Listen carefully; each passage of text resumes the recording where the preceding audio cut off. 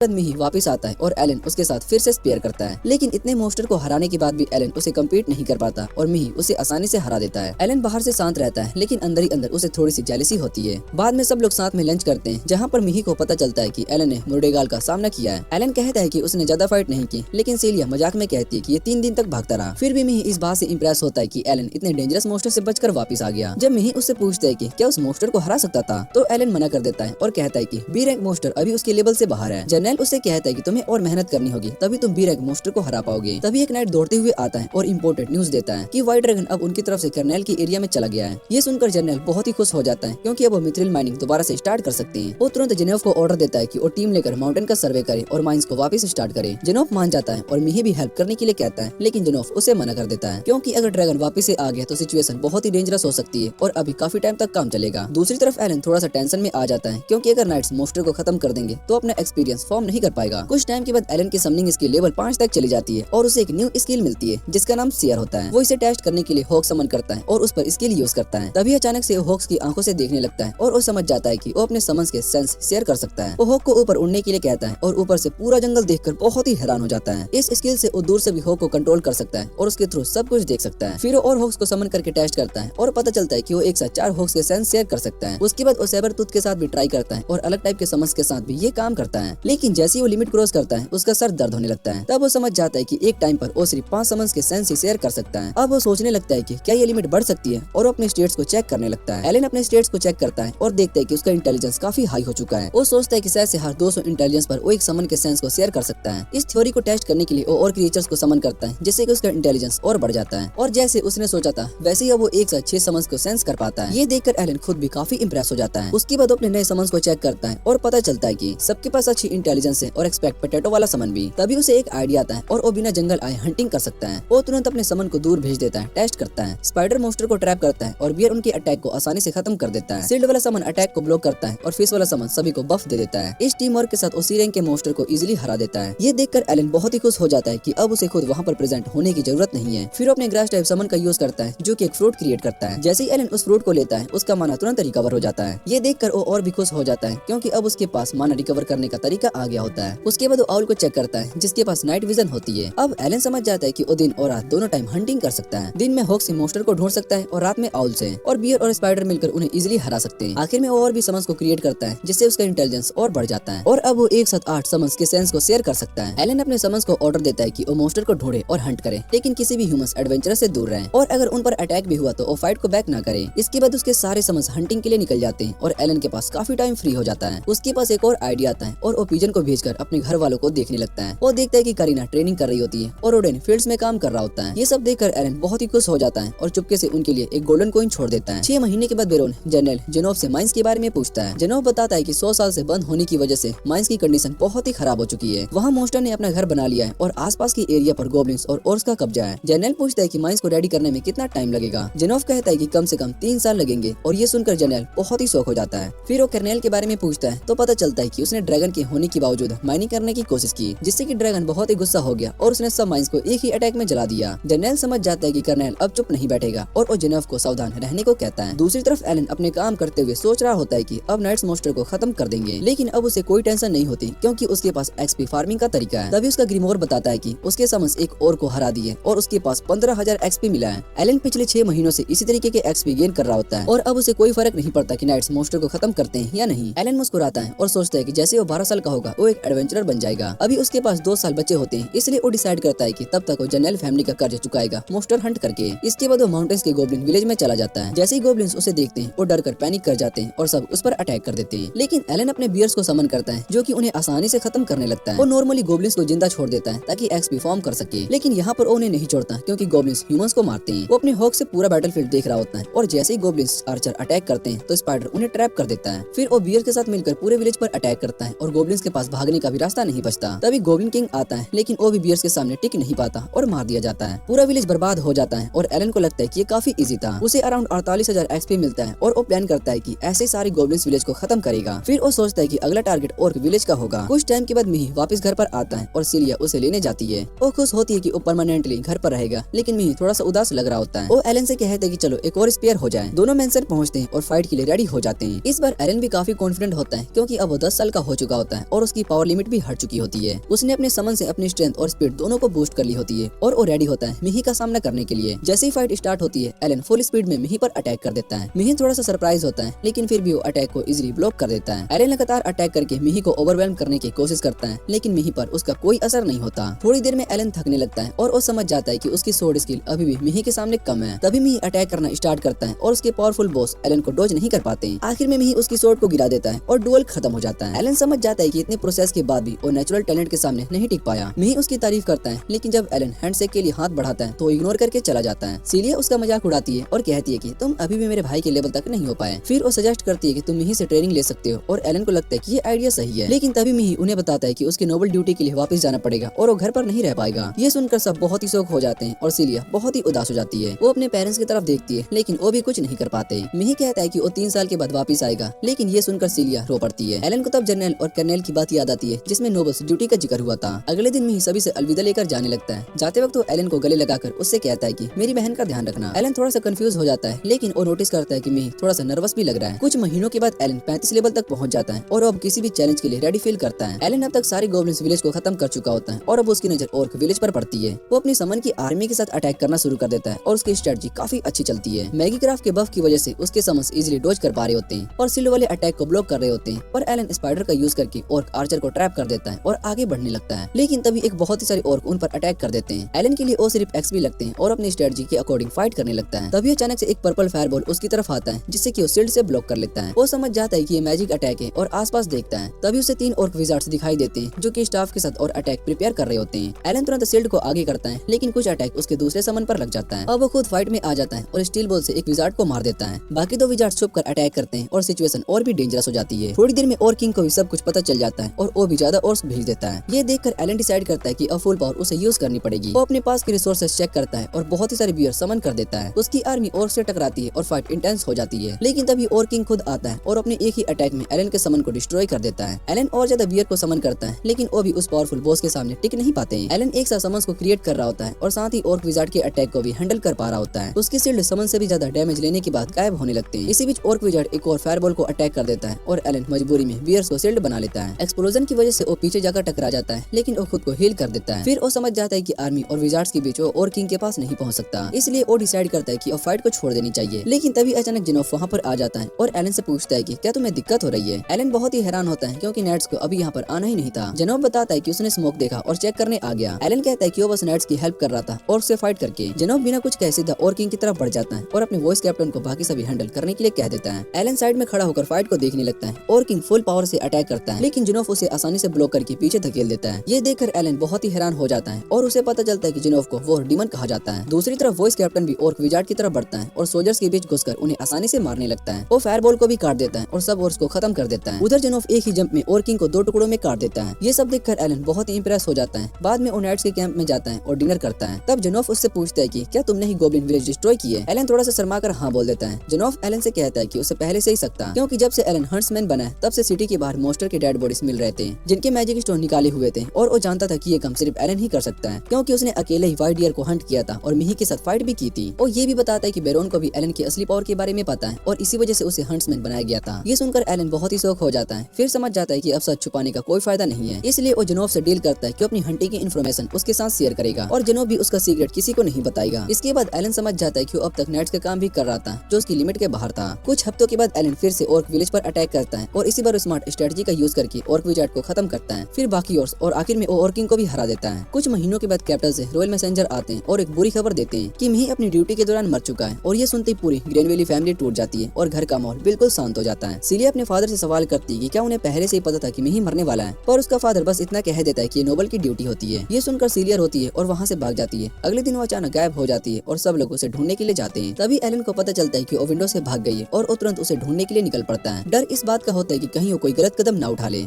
Situation धीरे धीरे और ज्यादा मुश्किल होती जा रही होती है और स्टेप लेना हैवी लग रहा होता है और थकान भी बढ़ रही होती है। तभी अचानक से एक अजीब सी आवाज सुनाई देती है जो कि उसे घर वापस लौटने के लिए कहती है, जो एक साथ पास भी लगती है और दूर भी, जैसे उसके दिमाग में अंदर से आ रही हो। ये सब देखकर वो घबरा जाती है और उसके पास की दुनिया डिस्टर्ब होने लगती है, जैसे रियलिटी टूट रही हो। दूसरी तरफ एलन मिकी की स्ट्रेंथ को याद करता है और मानता है कि वो कभी भी उसे हरा नहीं पाया, लेकिन इस बार अपनी लिमिट को सच में एक्सेप्ट कर लेता है और बिना किसी बहाने के। उसके बाद दोनों वापस से मेंशन जाने का फैसला करते हैं और रास्ते पर चुप रहते हैं। रास्ते में सीलिया बहुत ही थक जाती है और एलन से कहती है कि अब वो चल नहीं सकती, जिसके बाद एलन उसे उठाकर ले जाता है। मैंसन पहुंचने पर उसके फादर बताते हैं कि जल्दी मिथ्रिल की माइनिंग स्टार्ट होने वाली है और उसकी जिम्मेदारी कम हो गई है। तब सीलिया को समझ में आता है कि इतना प्रेशर क्यों था, लेकिन फिर भी वो डिसाइड करती है कि वो अपना फर्ज निभाएगी और कभी नहीं भागेगी। इसके बाद 6 मंथ बीत जाते हैं और जनरल फैमिली धीरे धीरे नॉर्मल लाइफ जीने लगती है। नाइट्स ओर्क विलेज को खत्म कर देते हैं, जिससे कि सब लोग सेफ फील करते हैं। साथ ही मिथ्रिल के लिए भी सेटलमेंट डेवलप होने लगता है और प्लान होता है कि समर के बाद माइनिंग शुरू होगी। अब सब कुछ धीरे धीरे एक स्टेबल और बेटर फ्यूचर की तरफ बढ़ता हुआ दिखाई दे रहा होता है। लेकिन सब कुछ ठीक होने के बाद भी प्रॉब्लम्स खत्म नहीं होती। कार्मेल साइड पर मिथ्रिल ना होने की वजह से सिचुएशन और भी अनस्टेबल होती है और टेंशन बनी रहती है। प्रिपरेशन के दौरान लोग बहुत ही डाउट करते हैं कि शायद सेसिलिया इतनी बड़ी मिशन हैंडल नहीं कर पाएगी। एलन भी जाना चाहता है, लेकिन उसे मना कर दिया जाता है। फिर भी उसकी लॉन्ग रेंज मैजिक पावरफुल मानी जाती है। लेकिन इन सब के बाद भी एलन डिसाइड करता है कि वो अकेला ही मिशन पर जाएगा। जब वो लोकेशन पर पहुंचता है, तब सच सामने आ जाता है कि टारगेट एक बहुत ही बड़ा नेस्ट है, जहां हजारों लेंसर मोस्टर होते हैं जो कि लगातार बढ़ते जा रहे होते हैं और उनके बीच में एक पावरफुल मोस्टर होता है जिसे आर्मर्ड स्पीयर क्वीन कहा जाता है। प्रॉब्लम ये होती है कि नेस्ट का एंट्रेंस बहुत ही छोटा होता है, जिससे कि सीधा अंदर जाना पॉसिबल नहीं होता। अगर फाइट अंदर शुरू हो गई तो वो कभी भी खत्म नहीं होगी। इसलिए वो एक प्लान बताता है, पहले एनिमीज की संख्या कम करनी होगी। बैटल स्टार्ट होती है, लेकिन जल्दी वो एनिमी से घिर जाता है और फिर भी रुकता नहीं है। दिन बीतते हैं, फिर वीक्स निकल जाते हैं, लेकिन 1 महीने के बाद भी नेस्ट खत्म नहीं होता। वो हर दिन हंड्रेड्स ऑफ मोस्टर को हरा रहा होता है, लेकिन प्रॉब्लम ये होती है कि उनके बॉडीज गायब हो जाते हैं। क्वीन उन्हें खाकर नए मोस्टर बना देती है, जिससे कि एक और एंडलेस साइकिल बन जाता है। ये समझने के बाद एलन अपनी पूरी स्ट्रेटजी को चेंज करता है और इस बार वहाँ से पीछे नहीं हटता। वो हर दिन वहीं पर रुककर फाइट करता रहता है और धीरे धीरे एनिमीज कम होने लगते हैं। अब बस एक ही टारगेट बचता है, जो कि क्वीन होती है। एलन नेस्ट के अंदर बढ़ता जा रहा होता है, जो कि एक इमेज की तरह होता है, और अपनी समझ की मदद से रास्ता ढूंढता रहता है। आखिर में 2 मंथ के बाद वो अपने टारगेट तक पहुंच जाता है, जहां आर्मर्ड स्पीयर क्वीन उसके सामने होती है और बाकी सभी मोस्टर से काफी ज्यादा बड़ी और पावरफुल भी होती है। लेकिन इस बार एलन के पास उसे हराने का एक सॉलिड प्लान होता है। एलन सबसे पहले छोटे मोस्टर को खत्म करता है और फिर से द क्वीन पर फोकस करता है। बैटल काफी इंटेंस हो जाती है और काफी देर तक चलती रहती है, लेकिन सही मोमेंट पर उसे एक ओपनिंग मिल जाती है, जिसके बाद वो अपना फाइनल अटैक करता है और काफी मुश्किल फाइट के बाद क्वीन को हरा देता है। फाइट के बाद वो इतना थक जाता है कि उसे समझ में आ जाता है कि वो आज सिटी वापस नहीं जा पाएगा, लेकिन प्रूफ के लिए वो क्वीन की एक बॉडी का हिस्सा वहाँ से मिथ्रिल और लेकर लौटता है। जब वो सबके सामने ये देखता है तो पहले कोई उसकी बात पर यकीन नहीं करता। सबको लगता है कि ये पॉसिबल नहीं है, लेकिन जब वो ध्यान से देखता है तो धीरे धीरे सच सामने आ जाता है। तब सब मान लेते हैं कि नेस्ट सच में एग्जिस्ट करता है और एलन ने जो कहा है वो सच है। इसके बाद एक बड़ा सा डिसीजन लिया जाता है। एक नई मिथ्रिल वैन डिस्कवर होती है और नाइट्स को तुरंत वहाँ पर भेज दिया जाता है। साथ ही एलन की परफॉर्मेंस को भी प्राइज किया जाता है और उसका बिना परमिशन जाना इग्नोर कर दिया जाता है। इतना ही नहीं, उसे रिवॉर्ड के रूप में माइनिंग नाइट्स का 30% हिस्सा दिया जाता है। ये सुनकर एलन थोड़ा सा कंफ्यूज हो जाता है, क्योंकि उसे समझ में नहीं आता कि इसका मतलब क्या है। लेकिन फिर उसे समझाया जाता है कि आगे चलकर ये उसे बहुत ही बड़ा प्रॉफिट दे सकता है। भले ही वो पूरी तरीके से ना समझे, लेकिन उसे ये जरूर समझ में आ जाता है कि उसने कुछ बहुत ही बड़ा अचीव कर लिया है। इसके बाद टाइम आगे बढ़ता है और अक्टूबर आ जाता है और एलन 12 साल का हो जाता है। तभी कुछ अनएक्सपेक्टेड गेस्ट वहाँ पर आ जाते हैं, जिससे कि वहाँ का पीसफुल माहौल बदल जाता है। रॉयल मैसेंजर फिर से आता है, लेकिन इस बार वो अकेला नहीं होता, बल्कि उसके साथ कार्नल फैमिली का एक रिप्रेजेंटेटिव भी होता है। उसका नाम सुनते ही वहाँ का एटमॉस्फेयर हैवी और टेंशन हो जाता है। फॉर्मल बातचीत के बाद वो लोग पहले माइनिंग के सक्सेस की तारीफ करते हैं, लेकिन थोड़ी देर के बाद वो अपने आने का असली रीजन बताते हैं कि एक नया प्रपोजल रखते हैं, जिसमें वो 3 व्हाइट ड्रैगन विंग्स को मिलकर मैनेज करने की बात करते हैं, जो सुनने में सिंपल और फायदेमंद लगता है। जनरल और कैनल फैमिली के बीच एक नया प्रपोजल आता है, जिसमें दोनों फैमिलीज मिलकर एडमिनिस्टर और प्रॉफिट शेयर करने वाली होते हैं, जिससे कि उनके बीच का पुराना कॉन्फ्लिक्ट खत्म हो सके। कॉन्ट्रैक्ट पहले से ही रेडी होता है, उसमें कोई चेंजेस की जगह नहीं होती, बल्कि कर्नल फैमिली उसे ऑलरेडी साइन भी कर चुकी होती है, जिससे कि उनकी तरफ से प्रेशर भी क्लियर दिखाई दे रहा होता है। और फाइनल डिसीजन डैन साको के हाथ में होता है, लेकिन वो इतनी जल्दी मानने को रेडी नहीं होता। उसे इस प्रपोजल की स्पीड देखकर शक होता है कि कुछ तो गड़बड़ है, इसलिए वो डिसाइड करता है कि फाइनल डिसीजन लेने से पहले वो कैपिटल जाकर सब कुछ अच्छे से समझेगा। दूसरी तरफ रॉयल एम्बेसडर उस पर प्रेशर डालता है और कहता है कि मना करना ग्रेड समझा जा सकता है, लेकिन बिना सोचे समझे हाँ कहना और भी ज्यादा डेंजरस हो सकता है। डैन साको अपनी बात को क्लियर करता है कि वो अपनी फैमिली को रिस्क में डालने वाला कोई डिसीजन नहीं लेगा। उसे पहले 100 साल की स्ट्रगल याद आती है, जिसमें उन्होंने बहुत ही कुछ सहा होता है, और अब जब उन्हें कुछ वैल्यूएबल मिला होता है तो उसे इतनी आसानी से खोना नहीं चाहता। धीरे धीरे वहाँ का माहौल और भी ज्यादा टेंस हो जाता है और सबको समझ में आ जाता है कि ये डिसीजन बहुत ही बड़ा होने वाला है। फिर एक आइडिया आता है कि नाइट कमांडर के वापस आने का वेट किया जाए और फिर साथ में कैपिटल जाकर डिसीजन लिया जाए। लेकिन जैसे सब कुछ प्लान हो रहा होता है, तभी अचानक से सब कुछ बदल जाता है। सीलिया पर अटैक हो जाता है और एक इंट्रूडर बिना वार्निंग के वहाँ पर घुस जाता है। पूरा माहौल क्योस में बदल जाता है और सब लोग सीलिया को बचाने की कोशिश करते हैं। तभी एलन तुरंत रिएक्ट करता है और बिना सोचे समझे फाइट में कूद पड़ता है। सीलिया उनके सामने ही कैप्चर हो जाती है। तभी एक मेज स्मोक बम का यूज करता है, जिससे कि एलन बेहोश हो जाता है। जब एलन होश में आता है तो वो देखता है कि वो दोनों बंधे हुए हैं, लेकिन इस कंडीशन में भी वो समझ जाता है कि एक समनर होने के नाते वो अभी फाइट कर सकता है। वो तुरंत कैपी को समन करता है और चुपचाप सिचुएशन को समझने लगता है। उसे पता चलता है कि वो लोग किसी स्टोरेज जैसी जगह पर हैं, जहाँ पर काफी ज्यादा एनिमीज मौजूद हैं। चुप करो किडनैपर्स की बातें सुनता है, जहाँ पर लोग एलन की एबिलिटीज को जज कर रहे होते हैं। कुछ लोग कहते हैं कि वो इतना स्किल्ड है कि उसे स्लेव के रूप में बेचा जा सकता है, जिससे कि उनकी सच्चाई सामने आ जाती है। साथ ही वो लोग जिनोफ नाम के एक नाइट कमांडर का जिक्र करते हैं, जिससे कि लोग भी डरते हैं। ये सब सुनने के बाद एरन समझ जाता है कि अब उसे खुद ही सब कुछ करना पड़ेगा। वो किसी और पर डिपेंड नहीं कर सकता और उसे बचना है और सीलिया को बचाना है। तभी उसे पता चलता है कि उसकी मित्री सोल भी उसके पास नहीं है, जो अटैक के दौरान खो गई थी। अब वो और भी ज्यादा वीक हो गया होता है, लेकिन फिर भी वो हार नहीं मानता। वो आसपास ध्यान से देखने लगता है और उसे कुछ अजीब सा फील होने लगता है। जगह बहुत ही बंद और अंधेरी होती है और हवा में हल्का सा हिलने का महसूस होता है। तभी धीरे धीरे उसे सच का पता चल जाता है कि वो जमीन पर नहीं है बल्कि एक फ्लाइंग मैजिकल एयरशिप के अंदर है जो कि बादलों के ऊपर उड़ रही होती है, जहाँ से भागना नामुमकिन होता है। लेकिन इतनी बुरी सिचुएशन में भी एलन शांत रहता है और आगे का प्लान सोचने लगता है। वो जगह काफी बड़ी होती है और अलग अलग एरियाज में डिवाइडेड होती है, जिसमें एक रेस्टोरेंट भी होता है। इससे ये पता चलता है कि ये सब कुछ पहले से वेल प्लान्ड है। चुपचाप मूव करते हुए एलन एक इंपॉर्टेंट बात को सुन लेता है, जिससे कि सच सामने आ जाता है। उसे पता चलता है कि सीलिया को रैंडमली कैप्चर नहीं किया गया बल्कि ये पहले से ही प्लान किया गया था